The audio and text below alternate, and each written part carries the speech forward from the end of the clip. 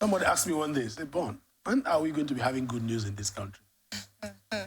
And I said, well, those of us in the media industry seem to be celebrating bad news. But we need some good news in the economy. Yeah. We need some good news in the economy. And oil companies, oil marketers threatening doesn't sound good.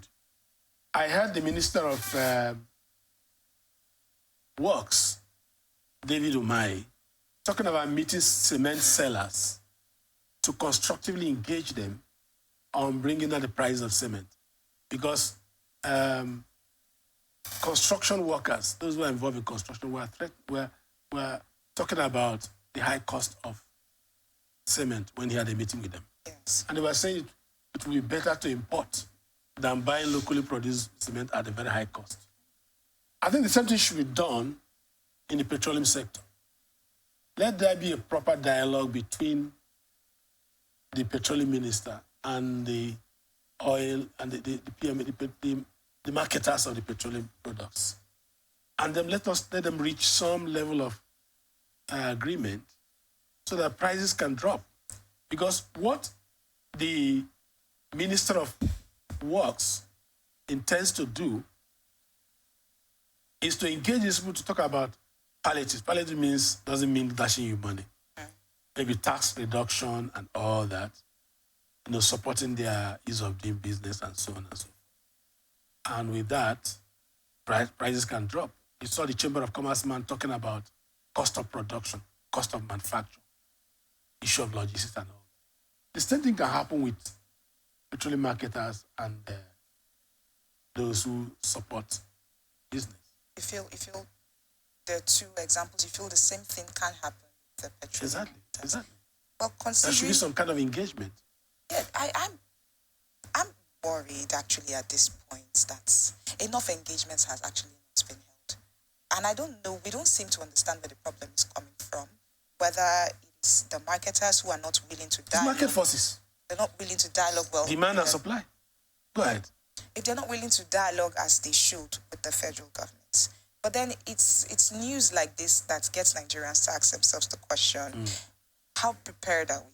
I feel when the last time when the conversation of the price of fuel increasing, I think the last time when that happened, and many times when we've heard of the price of Naira depreciating as against the dollar, I feel every trick, every tactic that Nigerians can use to help themselves at this difficult time, they've exhausted it all. They are done. They've tried everything. They've cut down on a lot of things. So hearing that the cases of demand and supply is affecting the scarcity of the FX, and therefore it may sell at this amount. It just drop in the value of Naira. It just creates a lot of confusion. I think that we should address the issue of Naira. The dollar is the bride of the economy now. That's why some countries like the BRICS country, for example, now, are talking about changing to other currencies. Other currencies, yes. I think in Nigeria, especially within the ECOWAS framework, we don't belong to BRICS, emerging economies in the world. Because they are not very happy about the way dollars seem to be prevailing and seem to be dictating the tone in virtually every trade. Now in Nigeria, the price of dollar can only go up if we improve on our productivity. We know what is going on with oil production. I saw the Heineken Opobri inspecting the Port Harcourt refinery the other day in the news, and he was optimistic that the refinery will come up by December. We need that kind of optimism, and we need to go around and ensure that these things are working.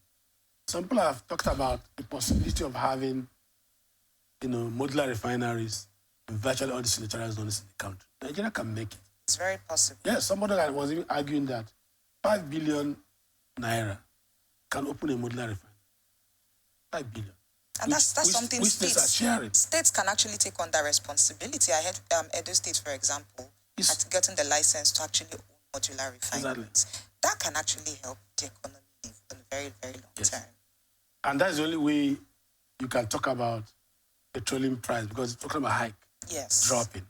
And when we have that kind of productivity will now increase the value of the Naira, because we now have Naira have a stronger purchasing power, because Naira that is not backed up by gold, as by production, cannot be anything to talk about. But Nigeria has been plagued with this same issue, the fact that we're a consuming nation and not a producing not one. present. And prior to this administration, former President Mohammed Buhari, we saw efforts by the Central Bank of Nigeria to get to strengthen the Naira.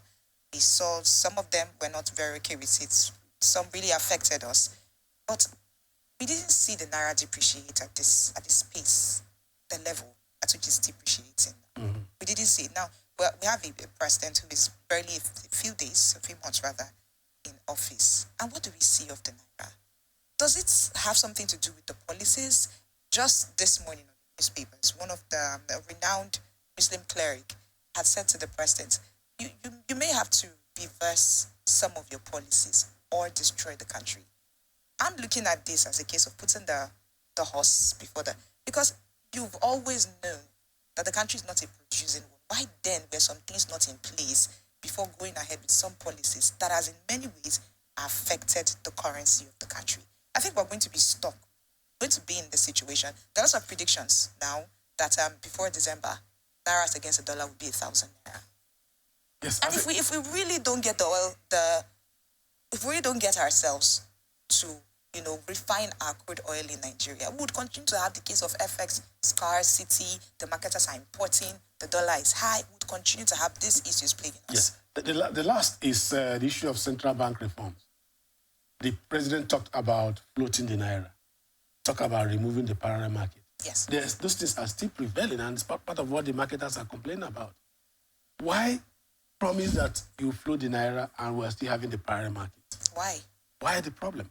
Why is it that those in the private forex business are thriving and there's no currency, no forex in central bank? I've spoken with some economists on this, on the program The Economy on Wish 99.5 FM, and they said that there are indicators, there are things that should have been in place to at least give the president at least a 50% assurance that floating the Naira would do something beneficial to the Nigerian economy, rather than just outrightly saying we're floating it.